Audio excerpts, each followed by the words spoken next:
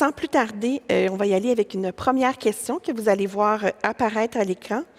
Nous nous sommes demandé quelle était la proportion des jeunes aux études de 15 à 22 ans qui savent quel emploi ils veulent occuper plus tard ou dans quel domaine ils veulent travailler. À votre avis, voici les choix de réponse que vous avez. Ce sont 20 des jeunes qui le savent dans quel domaine ils veulent travailler plus tard, 32 42 55 67 75 ou 83 des jeunes. Ça en est des chiffres, hein, ça. Il y a de quoi, il y a de quoi être étourdi. Alors, vous pouvez répondre. Là. Moi, je vais ici, le sondage est commencé. Là, nos répondants là, ont commencé là, à se prononcer, à savoir pour eux là, quels étaient, à votre avis, les 15-22 ans. Quelle est la proportion de ces jeunes-là qui ont une bonne idée? 15-22 ans aux études. Moi, je vais y aller au milieu, là.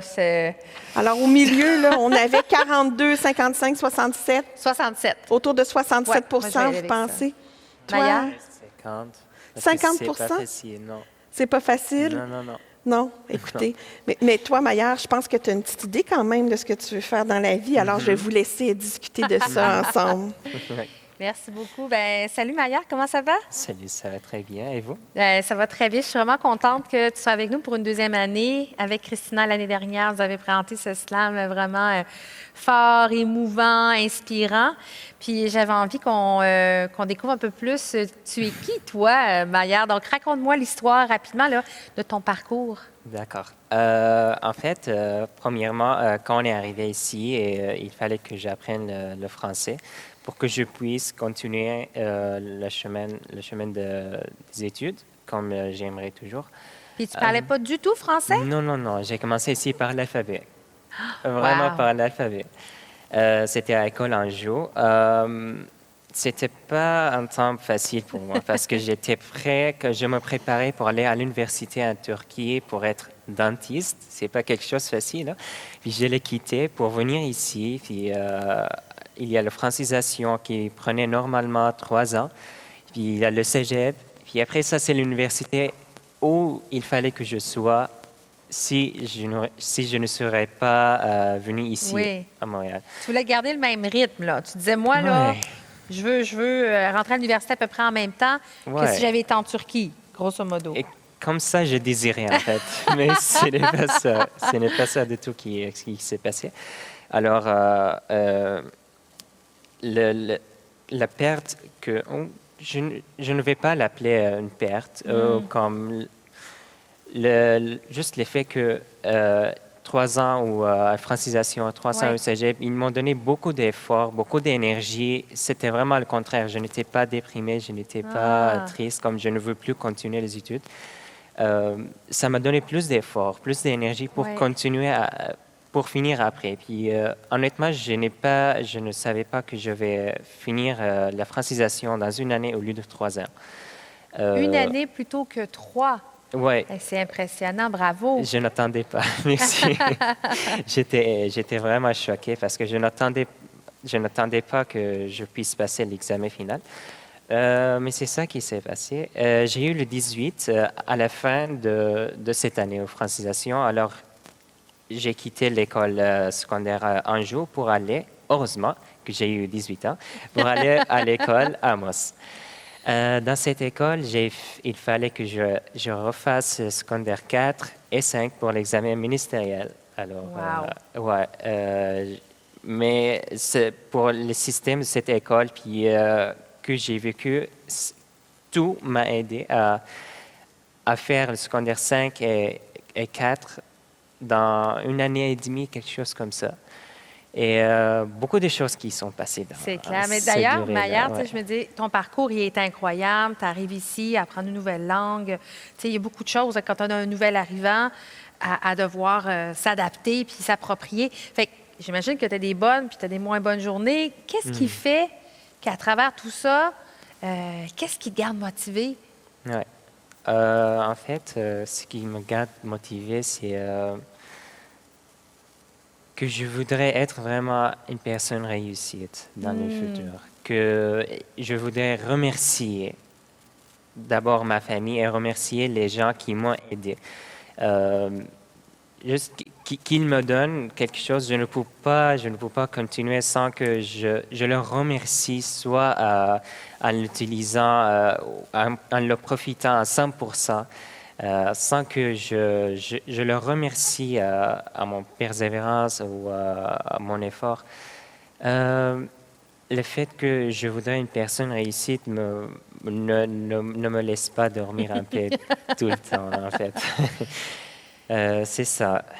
Puis les lectures que je fais, je regarde beaucoup de choses.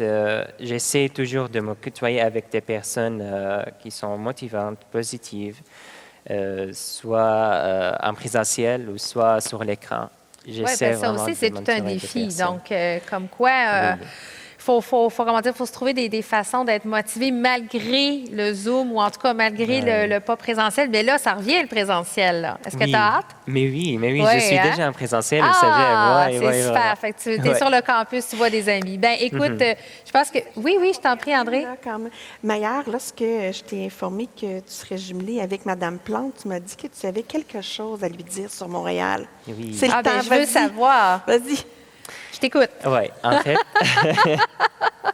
ce qui m'a aidé plus à apprendre le français, que c'était vraiment très facile, que j'aime Montréal, grâce à vous et grâce aux Montréalais, laissez-moi dire. J'ai beaucoup aimé Montréal. C'était vraiment une ville très, très pertinente. Je voulais vraiment vous remercier parce que à la fin, il y a toujours comme c'est vraiment grâce à la boutique où on vit, grâce à un bon environnement, grâce à tout ce que vous faites. Vraiment, ça m'a aidé à aimer la place où je suis, puis apprendre le français, puis continuer à contribuer dans la société, puis faire de bonnes choses pour la société que je l'aime comme elle-même. Ben écoute, Maillard, ça me touche beaucoup. Merci. Puis je veux que tu saches que Montréal t'aime, mais tu contribues à Montréal. Puis j'espère que c'est ici que tu vas rester avec nous très, très longtemps. Ta carrière, qui sait, ta famille, tes rêves. Montréal est là pour les accueillir, en tout cas. Fait que bravo. Je tiens vraiment à te féliciter pour ton parcours. C'est très inspirant. Merci beaucoup. Merci beaucoup à vous deux. Je vous garde encore quelques instants. Je vais vous dire que la salle, elle était un peu moins optimiste que vous quant à la quantité de jeunes qui avaient une idée de ce qu'ils voulaient faire, peut-être comme métier ou études. En majorité, c'était 37 % leur choix, 32 % de notre salle. Je lis-tu bien? Oui. Je lis-tu bien? Je pense que je ne sais pas si je lis bien. Peu importe, je vais vous dire la bonne réponse. C'est 75 %. On a, par un sondage léger, on a conduit un sondage léger marketing auprès des jeunes de 15-22 ans aux études. Puis 75 % d'entre eux nous ont dit qu'ils avaient une idée. Les jeunes, la route est difficile, mais ils sont encore pleins d'espoir et capables de se projeter vers l'avenir. Alors, c'est très inspirant. Peut-être, juste avant de terminer, je ne sais pas si on a une question ou commentaire de la salle. Ginette? Alors là, c'est moi qui suis devant, puis je ne sais pas trop. Oui? Ben moi, il n'y a personne qui me parle dans mes oreilles, hein, on n'en est pas là. Il n'y a pas de questions? OK! Ben, je vous remercie, c'était super inspirant. Merci à vous deux. Merci, Mme Plante, de s'être prêtée au jeu de cette discussion-là. Toujours un plaisir. Merci d'être avec nous ce matin. Merci, Maillard.